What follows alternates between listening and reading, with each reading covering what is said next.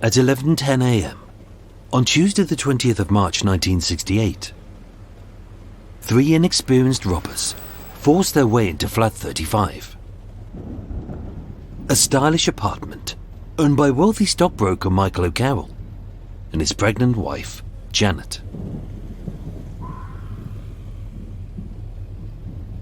As an ill-conceived heist, by an out-of-work dance teacher, swimming instructor, and a trainee football coach,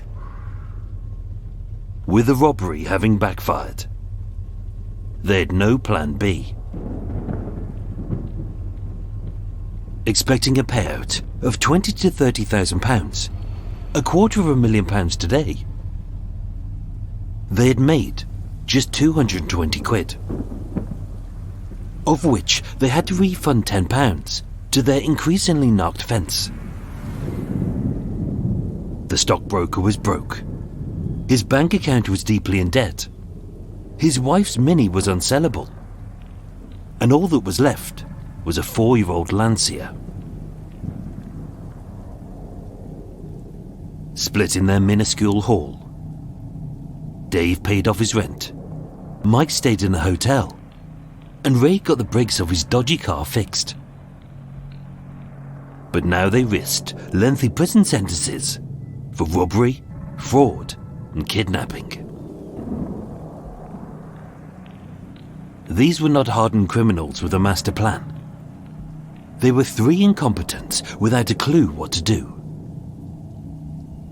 They'd been seen by the porters. What flat do you want? Flat 35. O'Carroll. They had earned almost nothing. They had touched almost everything. They were stuck with two hostages who knew their names. And having barely slept a wink in almost 36 hours, nothing made any sense. At 2:45 p.m, Dave Bolton got Michael O'Carroll to call his work, stating, "I won't be back today. Jan's not feeling great." Therefore no one would know that this couple were being held hostage for at least a day. Leaving Mike Ellis and Dave, the man with the plan, to work out what to do next, Ray Cohen left at 4 p.m. He got the Lancia. He met a girlfriend on King's Road. He watched Chelsea beat Sheffield Wednesday. And at 10 p.m, Dave suggested that Mike and I take the car to Glasgow. and as Ray and Mike drove 390 miles to sell a stolen car in Scotland, these inept hoods left behind a trail of evidence and a horrific double murder.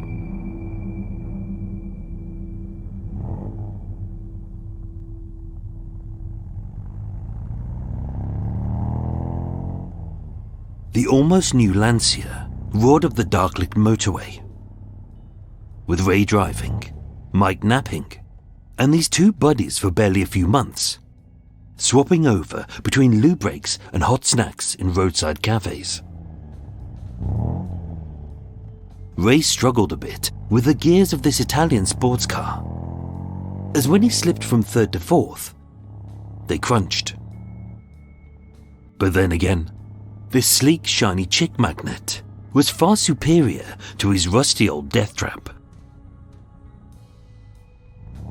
This was a 1964 Lancia Flavia two-door convertible, able to do 0 to 60 in 10.8 seconds, with a top speed of 125 miles an hour. It was purchased new 4 years before for £1,900, £40,000 today. Being in mint condition with leather seats, they knew they could flog off this second-hand motor for a third of its price. Maybe £600, making them £200 apiece. Which wasn't great, but then it wasn't terrible, and neither was it nothing. And unlike Janet's Mini, they knew they wouldn't have a problem selling it, as having the car's logbook, the proof of ownership, and Michael's driving license, either man could pass as its owner.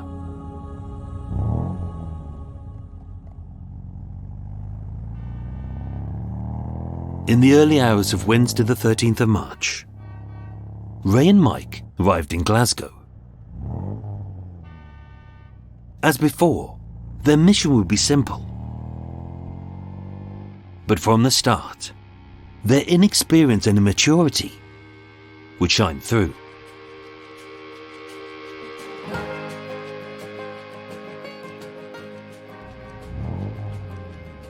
Ray would state, "We arrived and booked in at the station hotel, facing Old Buchanan Street Station. For reasons I don't know, Mike told me to book in as Mr. O'Carroll."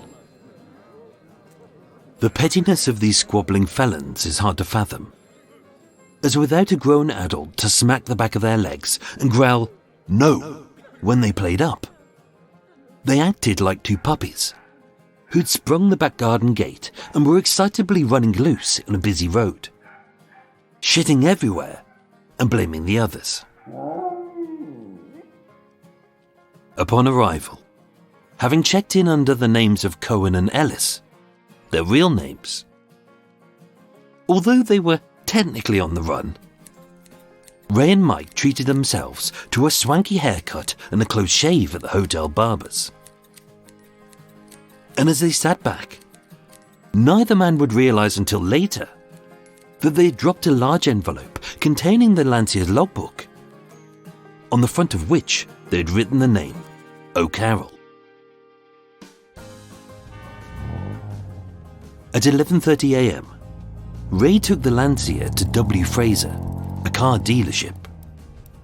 Mr. Fraser said he was interested in buying the car, and I left him with the particulars. Which led to another stumbling block. They didn't know whether Michael O'Carroll actually owned the car, or if he was paying it off in installments. So over the next few hours, Ray proceeded to call the dealership on an hourly basis as they performed a HP check. As you do when you're on the run, Ray and Mike were as low-key and discreet as a drag queen drunkenly humping a Christmas tree. Via the hotel switchboard, they made numerous calls to London, with Ray even calling his mummy to tell her that he was okay. And at 6 p.m, as if this wasn't suspicious enough, they checked out of the rather modest station hotel and moved into the more exclusive Central Hotel. Because it would look better to potential car buyers if we were in a classier place. Yeah, right. Having moved hotels, leaving a wealth of fingerprints which would later be identified by the police, while the car dealer checked the legal status of the Lancia, Ray and Mike went on a little spending spree. Ray later accused Mike of splashing out. He bought a new suitcase, socks, shirts, ties, shoes, and even a three-piece suit. And although it incensed him, he would later admit, "We had a few drinks at the bar, we went out to the cinema, and after that we went gambling at a casino called Chevalier. Mike lost 20 quid, and I won 50. Of course, when you're confessing your crime to the police, it's always good to brag about your blackjack skills. But conveniently for his alibi, his winnings that night exactly matched the money he had made by fencing the stolen loot.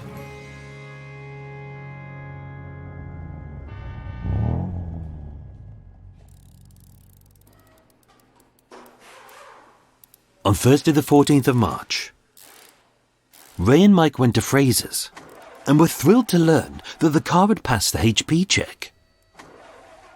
Only, He offered 520 quid, but we wanted over 600. hit in a greedy impasse, having rejected his offer, they took the Lancia to another Glasgow-based car dealer, Ian Farr. But he would piss on their plans when he dropped the bombshell. "I'm no buying this. It's a dog. The gearbox is shite. And again, just like the Mini, they couldn't sell the Lancia. This nearly new but badly broken sports car was now a dead weight around their necks, and it was drawing attention. Ray and Mike were 390 miles from home, and of the £70 they had each made from the robbery, most of it they'd already spent. And now, it was about to get worse.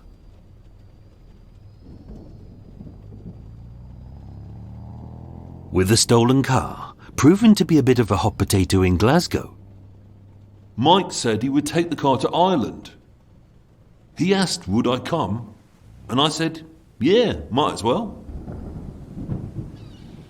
They had no contacts in the Irish city of Dublin, but having seen it in a hotel pamphlet, they thought it looked nice. So they drove 86 miles southwest to the port town of Stranraer. But it was then, while sat inside of this unsellable Lancia, that Mike would drop another bombshell. On arriving at Stranraer, Mike told me there was something I should know. His face was pale, and his eyes were wide. He went to the boot of the car and showed me a newspaper. It was a copy of that day's Scottish Daily Express. In it was a lengthy piece featuring a photo of Mr. and Mrs. O'Carroll, alongside several words he expected, like Bayswater, Falmouth House, hostage and robbery. But one word he did not. Murder. The bodies of Mr. and Mrs. O'Carroll had been found by the police in flat 35, having been tied up, gagged, stabbed, and strangled. Fingerprints had been found, and 3 men had been seen entering the flats. For Ray, he began to shake as he read further, knowing his life as a free man was over. Only one further fact shook him to his very core. I knew immediately that I was mixed up with 2 murderers. Having admitted it was he who had murdered Janet Williams, Ray was now sat in the victim's car alongside one of these slayers. And of their crimes, he was an accomplice. I was very shocked for quite a while, not knowing what to do. I decided, in my own mind, that I was going to somehow get back to London. I had to make sure that Mike didn't know this. And as he was very hungry, we found a Chinese restaurant on the seafront, and I tried to eat as calmly as possible. Trying hard not to tremble, as he shoveled chopped suey with his chopsticks. Although Ray was sat just inches from Mike, it was clear that he was no more a cold-blooded killer than he was a criminal mastermind. In his own words, She'd seen everything. I had to strangle her.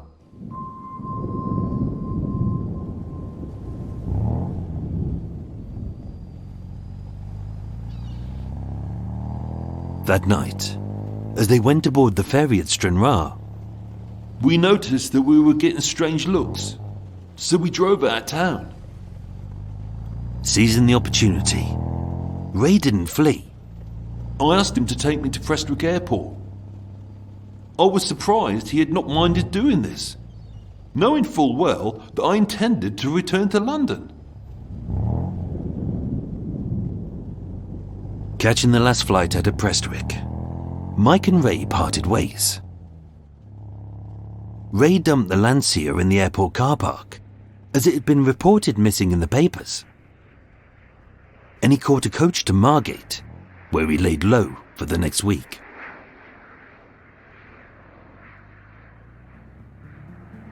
Ray's return to London had left him with a deadly conundrum. Protect his cohorts by admitting only his part in the robbery, but denying any knowledge of them or their actions.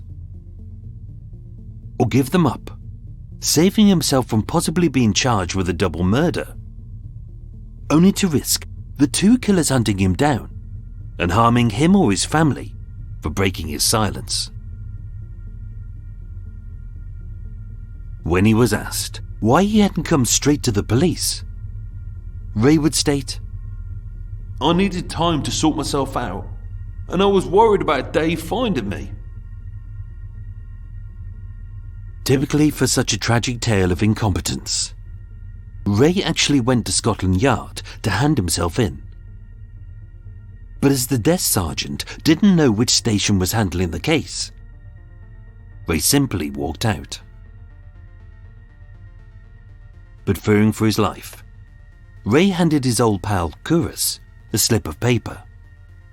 I wrote down the names Dave Bolton and Michael Ellis, the two men involved in the murder, on one of his cards, and I gave it to him on the understanding that if anything happened to me, he would disclose the names to the police.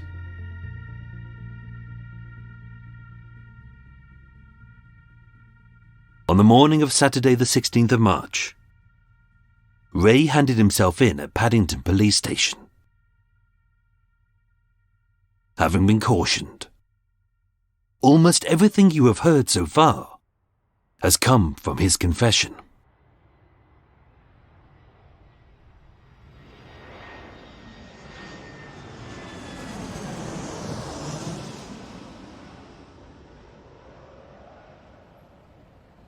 Barely an hour after it was dumped, a patrolling policeman found Michael O'Carroll's easily identifiable Lancia at Abbots Inch Airport in Glasgow, containing more than 30 fingerprints of Ray Cohen and Mike Ellis. Of course, they could have torched the car, erasing any trace of themselves. But they didn't.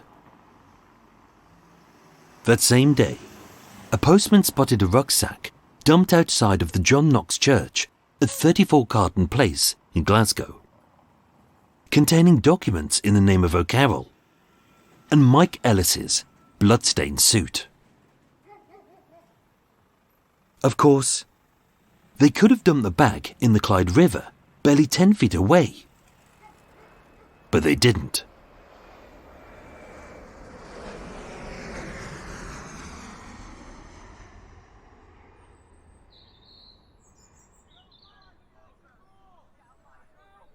At roughly 6 p.m, on Wednesday the 13th of March, a phone rang again inside flat 35. Only no one answered. Missing business calls and personal appointments. Concerned colleagues and relatives had asked the porters, Albert Bryant and Joseph Buckley, to knock on the door. But outside the flat, it was eerily silent.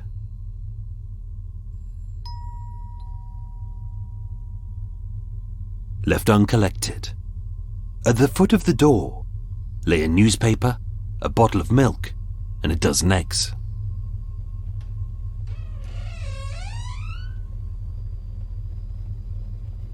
With the heating left on, like many other flats, the hallway was reassuringly warm, as if the occupants were still in.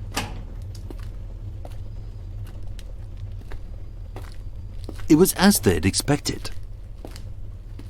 Shoes by the door, a hat on a stand, the Persian rug unruffled, and soft lights emanating from the lounge and both bedrooms at the end of the hall. But something was not right. As with no television, no radio, and no chatter, the flat was devoid of life.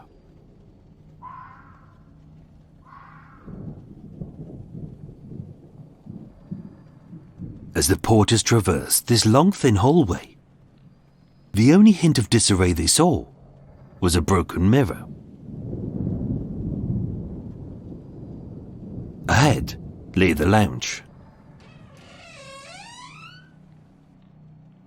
Entering this wide-open room, they saw a scene not too dissimilar to those they had witnessed many times before in their careers as porters at Falmouth House. A stylish room, dotted with seemingly the remnants of a party. Several half-empty bottles of spirits, a few discarded glasses, unwashed dinner plates with the remnants of eggs, Rivita and corn on the cob, and the ashtray full.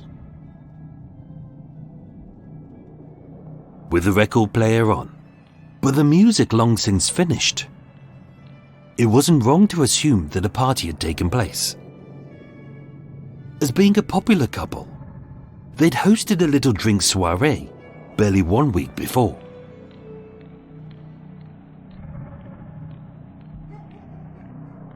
But as with all parties, not every detail made sense.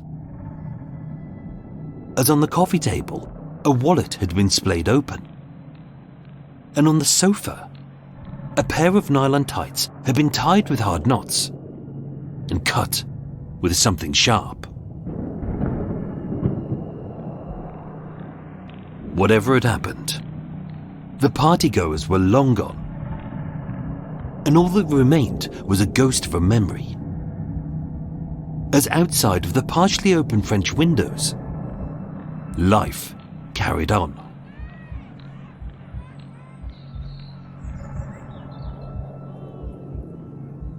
Having followed the light to the bathroom, Joseph entered, but the pristine white room was empty and clean, with no signs of sickness or disturbance, and no sighting of its owners. But it was then that, outside of the bathroom door, Albert spotted on the parquet floor a 6-inch kitchen knife. A stainless steel blade of the highest quality, glinting bright, but with just its tip caked in a dark red goo.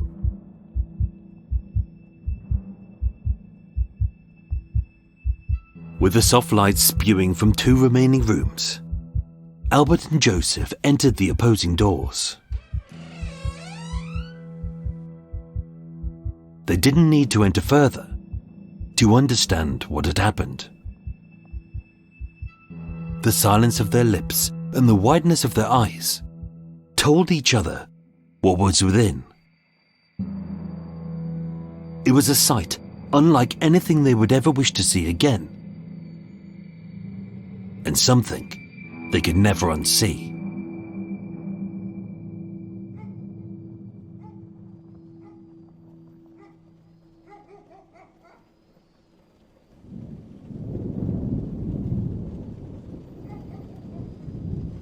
The investigation was headed up by Detective Chief Inspector John Bailey. With no signs of forced entry, the police initially thought the occupants had invited their killers back with them. But with Michael in a business suit and Janet dressed to stay in, this didn't seem right. With the drawers ransacked, documents laid out, and personal effects clearly missing, for inexplicable reasons, these 3 robbers had waited inside the flat with their hostages. Unusually, there were no signs of assault in the lounge. In fact, treating them with kindness, their captors had provided drinks, meals and entertainment, even given the pregnant woman extra cushions and trips to the bathroom. The relationship between the captors and the hostages was initially cordial. But something had happened.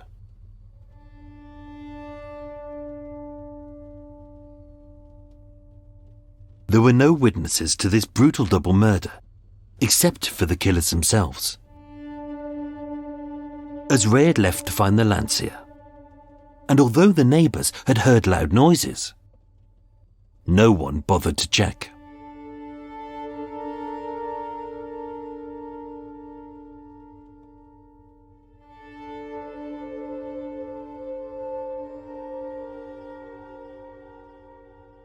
By 5 p.m, 6 hours into this hastily concocted heist by half-wits, tension had begun to rise. As Dave realised that the massive payout was now little more than a pitiful £210 and an unsellable car.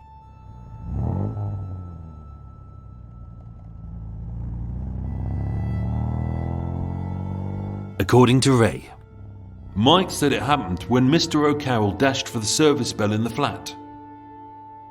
To alert the porters, Dave put his hand round his neck and he just collapsed. I then asked him what happened to the girl, and he said that she'd seen everything and that he had strangled her.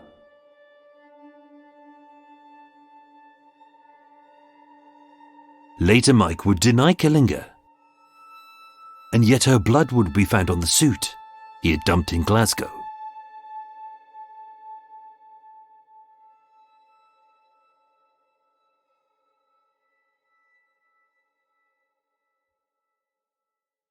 Most likely, being desperate for money, Dave had resorted to torture.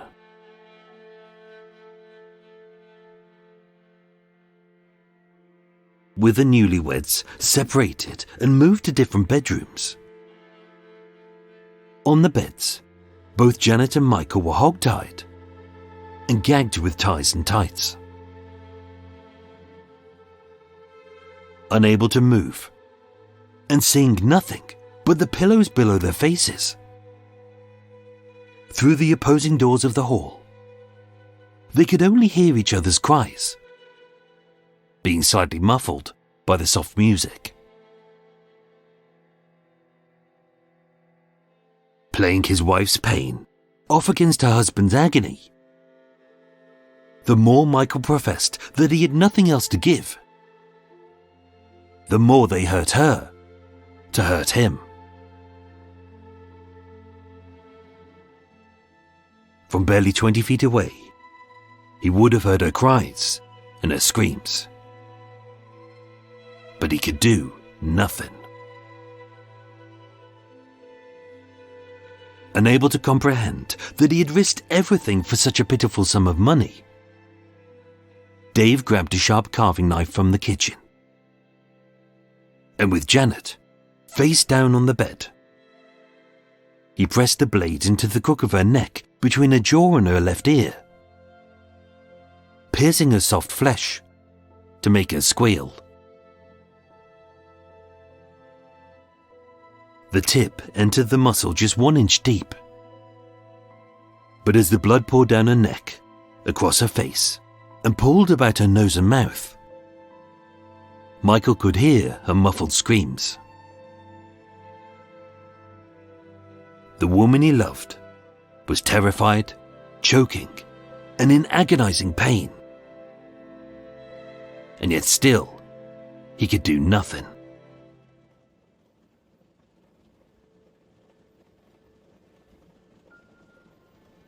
Fearing that as a shrewd negotiator, this veteran stockbroker would never give up, Dave turned his torture on Michael so that Janet could hear him hurt. She had always been a nice lady, kind and decent. So maybe, if she heard his screams, the lady with the baby in her belly would find a reason to live.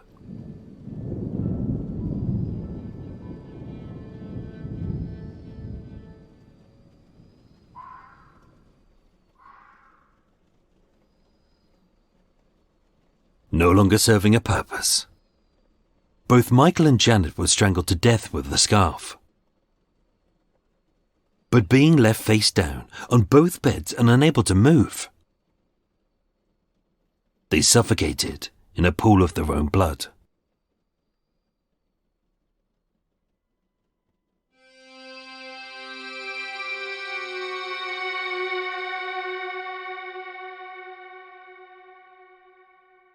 with their fingerprints on file, a trail of evidence leading to their doors, and Ray's confession given at Paddington Police Station.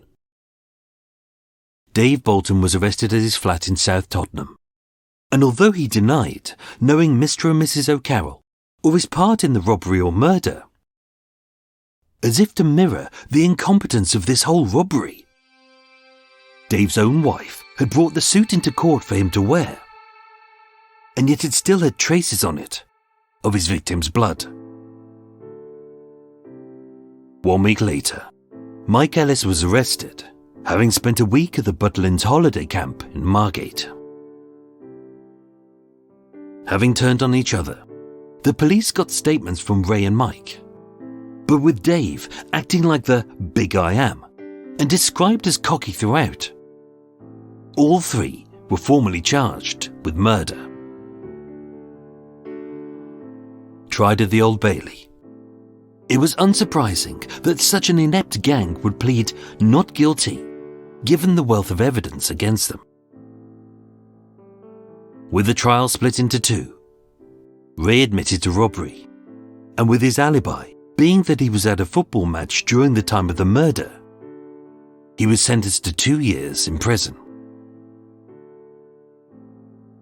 Owing to the evidence presented by Raymond Cohen, on the 22nd of July 1968, David Bolton and Michael Ellis were found guilty of all charges. Dave Bolton was sentenced to 15 years for robbery, Mike Ellis to 12 years having pleaded guilty, and both were given life sentences for murder to run concurrently. The robbery of Flat 35 should have been a simple home invasion, but being a half-baked heist by a band of incompetents with a hastily concocted plan to solve an easily rectifiable problem. Being so inept and ill-equipped for such a petty crime, their idiocy had led to a brutal double murder. And yet, even before they had entered the flat, all three men were in too deep.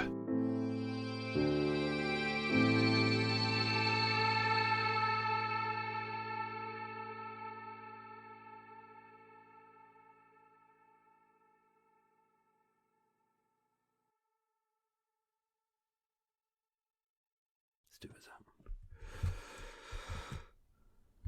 Good. Oh, let's hope that recorded right. Oh, wow,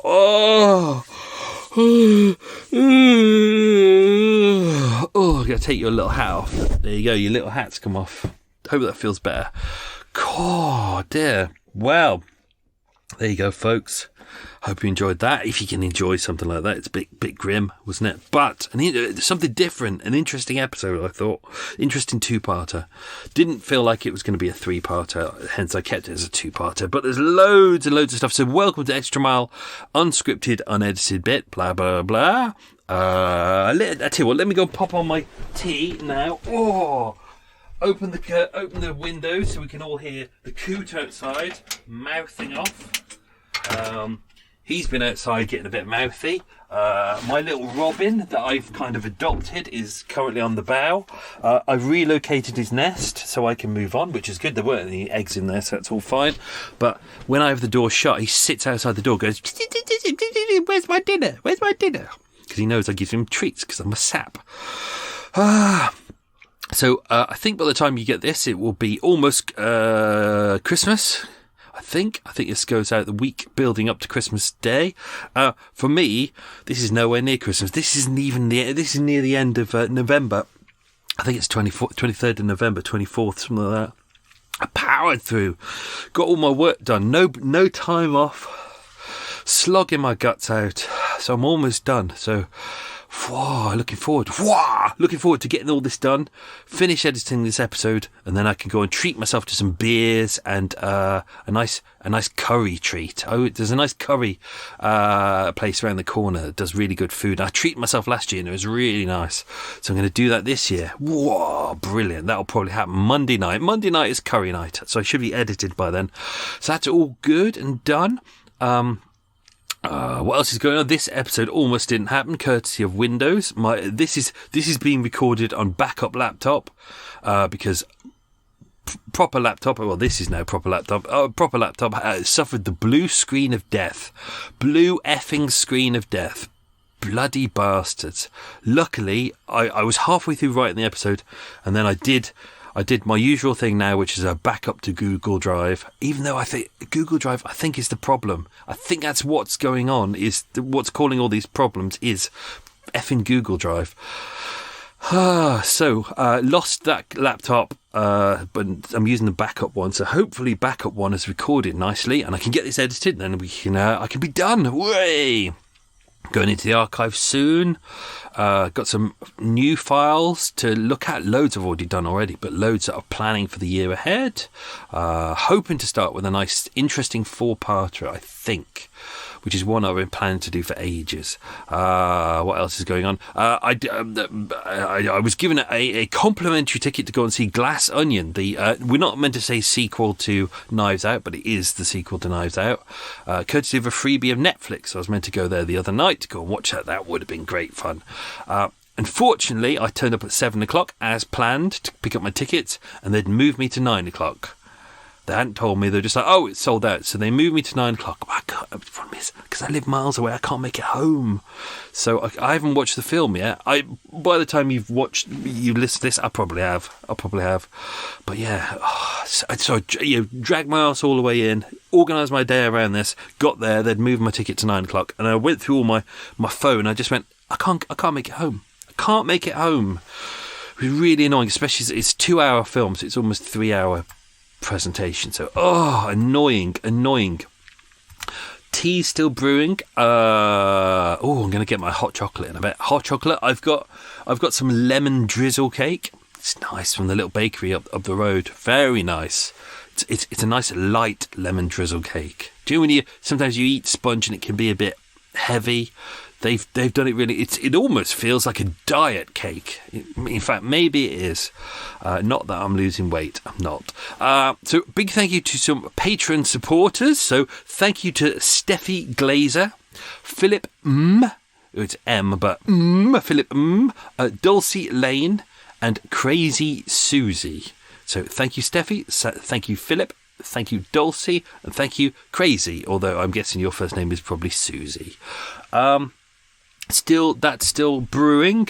So let's do some quiz questions. Don't forget, I haven't edited this episode yet, so I might balls it up, and then we'll do some extra details in a bit. So get ready. Question number 1. How much was the Lancia brand new?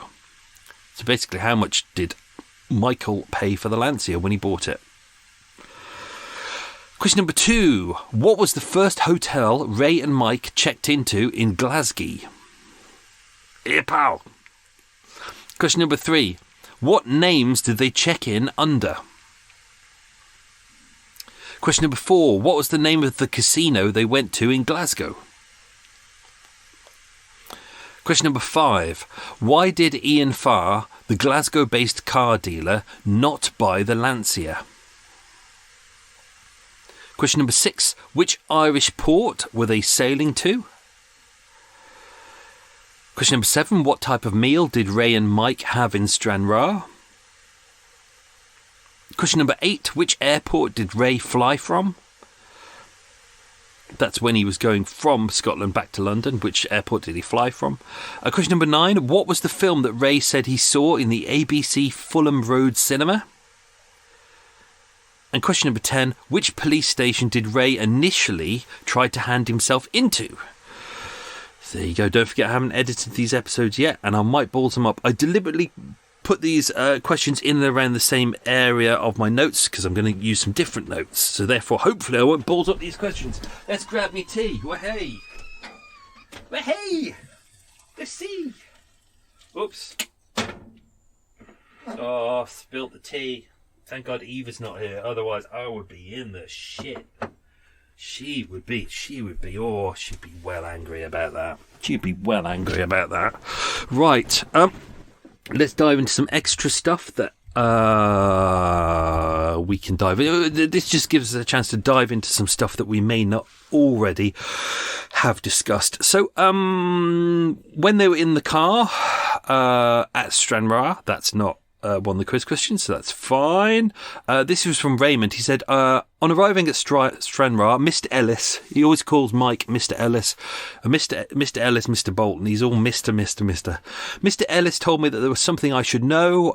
He went to the boot of the car and showed me a newspaper. Upon reading it, about 2 murdered people in the Bayswater Road, I knew immediately that I was mixed up with 2 murderers. He then told me that he had to kill them because Mr. O'Carroll tried to press the service bell. He said that Mr. Bolton had just put his arm around Mr. O'Carroll's throat and he died. He then said that he himself had killed Mrs. O'Carroll. He said that they were both strangled, which they were. Although, when Mike Ellis was questioned, he said the incident with the newspaper, which I'm alleged to have gone to the boat and shown him the headline and said I'd strangled the woman, is completely untrue.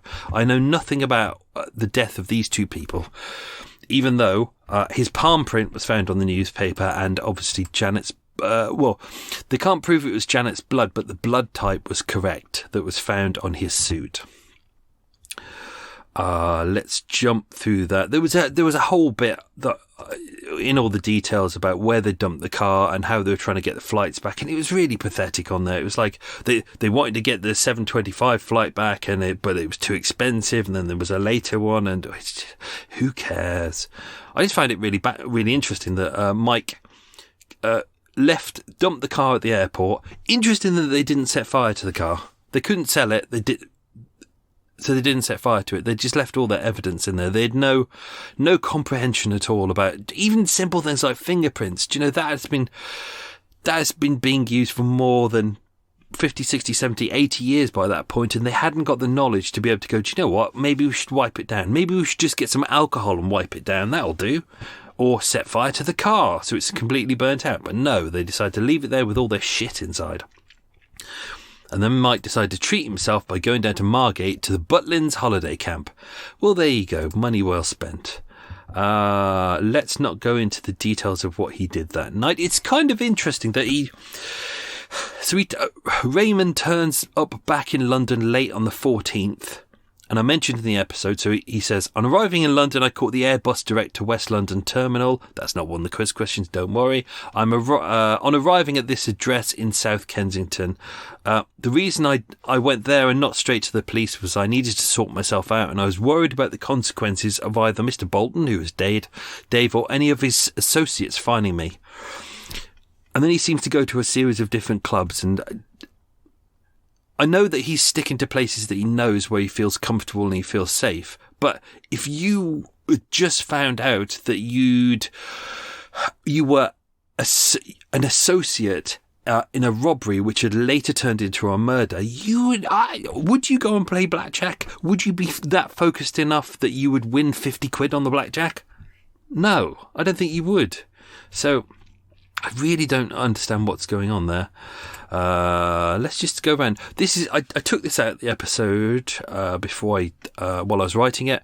Ray said, at the casino I met Kouros, the owner of the casino. I told him all about my troubles, and he agreed with me that I should go to the police and that I should write down the names of the 2 people involved in the murder. I did this.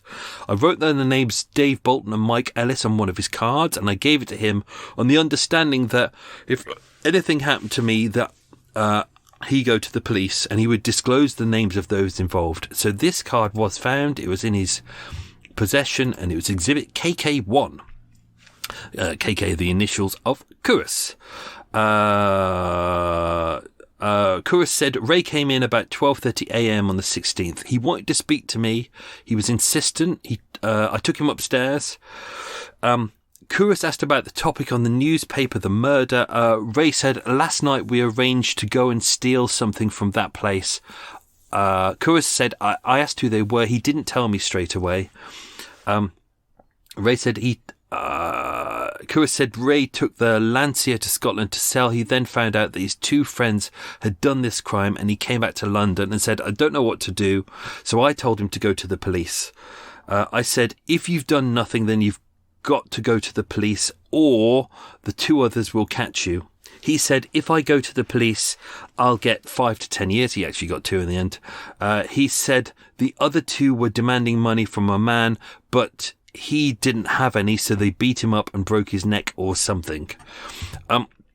This is what makes it really difficult with this case, is that even in all the court files and all the information that I've got, in there, oddly, wasn't any of the 3 guys their criminal histories prior. So normally in an episode I would put that in for you so you can kind of hear where they come from. So at this point it's just hearsay, so we really don't know that much.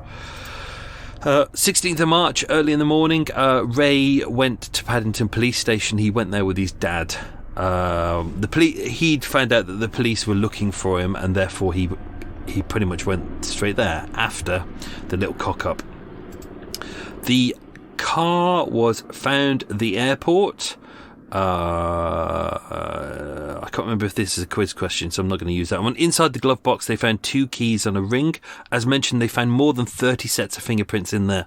Many of them were clear. There were fingerprints on the ashtray, the driving, the steering wheel, glove box, as mentioned, on the newspaper. It was a whole palm print. So they pretty much hadn't cleared anything at all. It was and as mentioned in the episode as well, they were calling their parents at home. They were calling people on the phone. They weren't using public phone boxes, which they could do.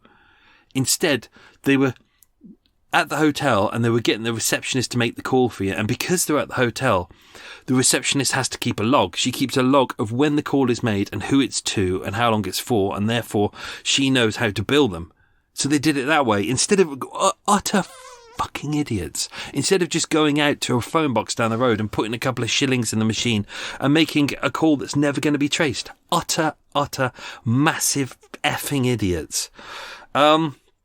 Rich Jacobson, who was a postman delivering mail in the Gorbals area on Thursday the 14th of March. It's the same day that they would have dumped it.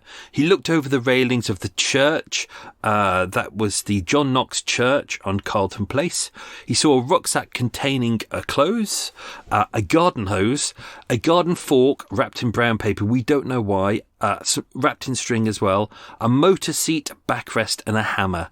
We have no idea what the hell is going on in there. Maybe it was stuff that was already in the boot of the car, or maybe being idiots, maybe they stole that. But why would someone with a flat and no greenery on their balcony, why would they need gardening equipment? It doesn't make any sense at all. It really doesn't. Anyway, inside the bag also was found some of Michael O'Carroll's business papers. If you look at the crime scene photos, you'll see that in the room is Michael's briefcase that he brought back with me as well. Also a car rental agreement form in Michael's name. We don't know what the car, which car he was renting at that point. And in there was Michael Ellis's bloodstained suit, which is exhibit 57 and 58. Utterly baffling, because when you look at the map of that, I looked at Carlton Place and it's right next to the River Clyde. It literally is the road following the River Clyde. Why take a bag and dump it over a hedge so someone can find it? Why not put it in a bin? Or why not set fire to it? Or why not throw it in a river? These guys are just so incompetent. They really are. In the hotel room, so as mentioned, fingerprints inside the Lancia. They went to room 477 of the... I don't think this is a quiz question. Of this, or was it? Oh, fuck it, anyway. Room 477 of the Central Hotel, they found fingerprints on the doorknob and then the dressing table mirror. And on room 50 of the Station Hotel, again on the doorknob, again on the dressing table, and on a drinks tumbler as well. Utter idiots. As discovery of the bodies, we don't know who called flat 35, but apparently there was lots of multiple calls. We reckon it was probably his work, Michael O'Carroll's work, because he'd called. He'd called the day before and said, I'm not going to be in today because Jan's ill. meaning Janet, but he didn't turn up the next day, and he's senior partner at this company. It was Carroll and Co. So therefore, it's his business, and he didn't turn up. Therefore, quite rightly, his assistant, his employees were kind of quite worried about it. Doctor turned up about just after 7 o'clock. Dr. Jeffrey Diamond, police surgeon, and confirmed both people were dead. It's a legal practice. It's got to be done, even though you know they're clearly dead. You've got to do it properly. Porters entered with their passkey and found a scene of horror. I can't imagine seeing anything as horrible as that. Albert Bryant, 58 years old, was the porter. He lived in flat 1 of Falmouth House, which is on the basement floor. And also in there was the other porter. It's in there that Joseph Buckley, they keep referring to him as the little one, because apparently he's about just a little guy. So they keep going, the little porter. What else we got? A dozen eggs outside the door, a Times newspaper, a white envelope. We don't know what kind. Must have been their post. That had been delivered that morning, and as you can expect, most people would collect it before leaving the house, or for use of breakfast. But it was still there. Scene. Let's just double check that I'm still recording. I am still recording. Great. That looks quiet. Why does that look quiet? 1 2 1 2. Looks quiet. I'll oomph that up. Yes, both of them were found on the bed, as mentioned, hog-tied, so with their hands and feet tied behind them, ankles bound, wrists bound, and then those tied together. So basically they couldn't get off the bed, they couldn't stand up, they couldn't do anything. They're basically stuck. Being effectively face down on the pillow as well. We don't know when this happened. We don't know the timings for this. Even with the autopsy report, this was made. The time of death was really difficult to establish because the neighbours said they heard stamping around and noise, but they couldn't determine a time on it. No one went to help. The room was, as mentioned, the heating was left on, so it was relatively hot, but the French windows were open. So, because it happened overnight as well, there was for the pathologist, who was Professor Keith Simpson, he found it really difficult to determine exactly what time they died because the temperature was inconsistent. So it was estimated that they died roughly around 16 hours prior, which kind of puts it, 16 to 24 hours prior. So it puts it would be after 4 o'clock, which was when Ray Cohen left. We don't know. We know that the guys made it back to Tottenham because that's where they met at 10 p.m. Back at Dave's flat, and they left for Glasgow at 10 p.m. So we know it must have happened between 5 and 9. That's about as near as they can get, which kind of puts it in the window of when they would have died. Both of them were fully clothed on the bed. Both have been strangled with a scarf. It looks like they've been strangled with the same scarf. This seems to have been the last thing that happened to them. Even though they'd been stabbed in the neck, it wasn't really a stab. It looks like it's more of a torture thing that was going on. A 6-inch knife, incredibly sharp, came from the kitchen itself. So again, as mentioned in part 1, they hadn't brought anything with them, nothing to bind them, no bags. They hadn't bought a knife. Literally everything they used was in the flat. Police agreed there was no signs of a break-in, no forced entry. They'd left all the empty bottles there, all the bottles of spirits, the food that they'd eaten, cigarettes that had smoked, everything. Footprints, fingerprints, the whole works. Everywhere had been there. So initially, when you look at some of the newspapers around this, police were looking at Michael and Janet's kind of back history of where they'd been out, where they'd been dining and stuff like that, because they believed that they'd entertained their guests and then the guests had turned on them. But that's only because of the way the scene looked, but it wasn't at all. It really wasn't. Room had been ransacked. Police said it is undeniably a robbery. That cough is part of the quote as well. There was property missing, although at that point they really couldn't determine exactly what was missing, because the only two people who knew what was in that room was Michael and Janet, and they were both dead. So they could only really base it on what they knew had been sold. It's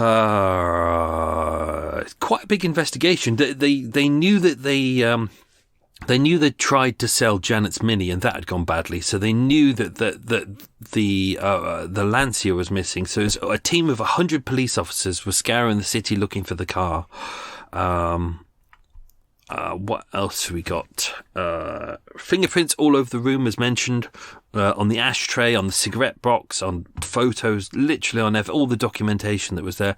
They really hadn't been careful with the things. Let's see.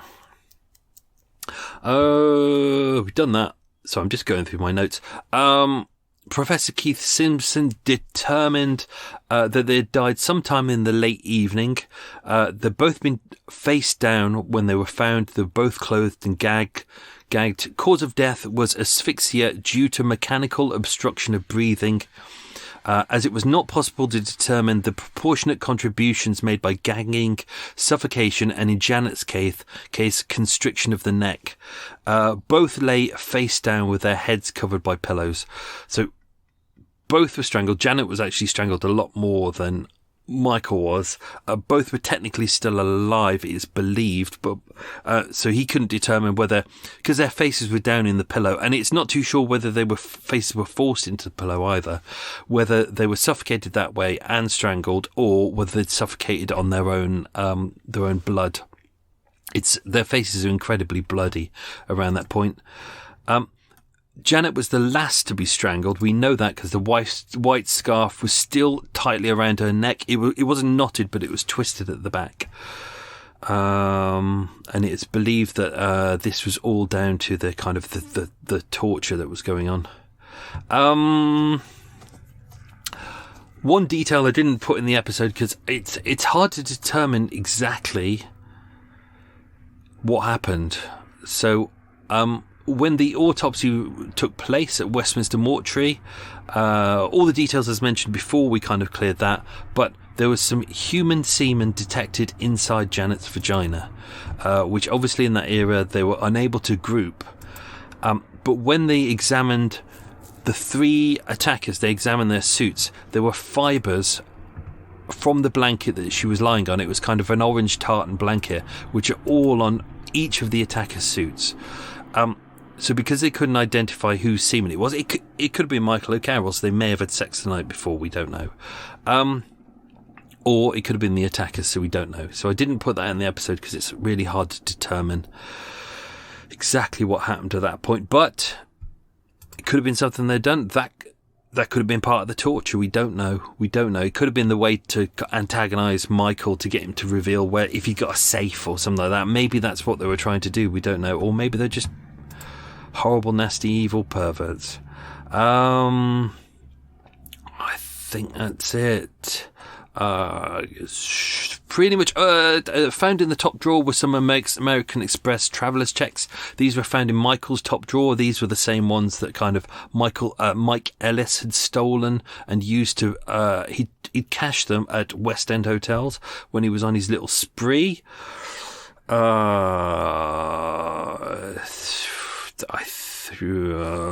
Sorry, I'm just going through all of my notes, and because there's a lot of stuff that I've really packed in a lot into this episode. So I don't want to give away. I pretty much have told you pretty much. Michael Cohen's statement, I'm not going to do that one. It's a long, lengthy statement, but it's kind of pretty much that's why we focus a lot on him in here, because there's a lot of details. He gave away a lot of details, and I was like, brilliant. We're going to use his perspective. So here we are. While in custody, Mrs. Bolton, who was David Bolton's wife, brought in a suit for him to wear. This was on the 26th of March, 11:30 a.m, into Marylebone Magistrates Court. She said, "Can my husband change his suit? It is clean. I got it from the cleaners Saturday. It was a white shirt, a dark blue gents two-piece suit. It was examined and it had a large blood stain on the inside left sleeve, having been taken to Zenith Cleaners on the High Street over in Tottenham." So people seem to, we've had this a couple of times, people seem to make the mistake of thinking, oh, I've got my suit, I'll take it to the dry cleaners, therefore it will be professionally cleaned and there'll be no stains left. But it's dry cleaning. It's like, if you want to get blood out, you use cold water. What you don't do is take it to the dry cleaners because it won't get the stains out. And if you've got evidence on there that links you to a murder, why would you want to keep the suit? Why not just burn the fucking thing? Oh, some people are just idiots. So yeah, she turned up. She didn't want him to go into court looking messy. She wanted him to wear a nice suit, and therefore that was the perfect piece of evidence. Which the police saw it. They knew they were looking for a blue gents 2-piece suit because Ray and Mike had both said that's what he was wearing. And when they saw it, they went, right, we're going to take this down to the crime lab, and therefore it was identified perfectly. Their committal hearing was at Marylebone Magistrates Court, where they were committed to criminal court. Ray's defence was that he was at the. There were not a lot of information was given out about this in the press because there were reporting restrictions. But because they needed a public appeal to kind of either prove or disprove Ray's alibi, therefore these were lifted briefly. So his defence was that he went. He said that he went to see a cup replay between Chelsea and Sheffield Wednesday at Stamford Bridge on the 12th of March. This did happen. I checked the details of the football match itself. He purchased a 10-shilling ticket for 45 shillings from a ticket tout. He was sat in the north end. He went through gate B, row 14, and he said the seat was 28 or 30 or something. The ticket was one of a pair. They appealed, and someone actually came forward who was the ticket tout, and they were able to get people to confirm that he was actually there. As mentioned in the episode, they were tried at the Old Bailey. Ray Cohen was given 2 years. That was for robbery. Dave and Michael were given 12 and 15 years respectively, with a life sentence each for the charge of murder. But given the fact that given the fact that this was 1968, they would have been released 1990s, maybe. Yeah, probably 1990s. With the charges running concurrently, maybe even 80s. You never know. So, who knows where they are? I did a little search. It seems like they're still alive and knocking around. Couldn't really find much on what they've done since. So, hopefully they've sorted out their lives and done something decent with their lives rather than just being a blight on society, but who knows. Right, let's do the quiz questions. Close to almost being done, Michael. I could taste that curry. Question number 1. How much was the Lancia brand new? It was £1,900, which is £40,000 today. Question number 2. What was the first hotel Mike and Ray checked into? Well, that was a quiz question, wasn't it? So I did balls up. It was the Station Hotel. There you go. Merry Christmas. It's a free one. Question number 3. What names did they check in under? They checked in under the names of Cohen and Ellis, which is their names. Question number 4. What was the name of the casino they went to in Glasgow? It was Chevalier. Question number 5. Why did Ian Farr, the Glasgow-based car dealer, not buy the Lancia? Because the gearbox was shite. Question number... The gearbox was not working. Question number 6. Which Irish port were they sailing to? Dublin. Question number 7. What type of meal did Ray and Mike have in Stranraer? It was a Chinese meal. Question number 8. What airport did Ray fly from? Prestwick. Question number 9. What film did Ray say he saw at the ABC Fulham Road Cinema? It was a film called 17. I haven't done research to find out much about it, but I haven't heard of it. Question number 10. Which police station did Ray initially try to hand himself into? It was Scotland Yard. As we've seen many times before in episodes, people seem to this has caught a lot of people out because it's the most famous kind of police. It's not really a police station, but technically it is. People often go, "Oh, I'll hang myself in at Scotland Yard police station," but it's not really a police station, so you can't really hand yourself in.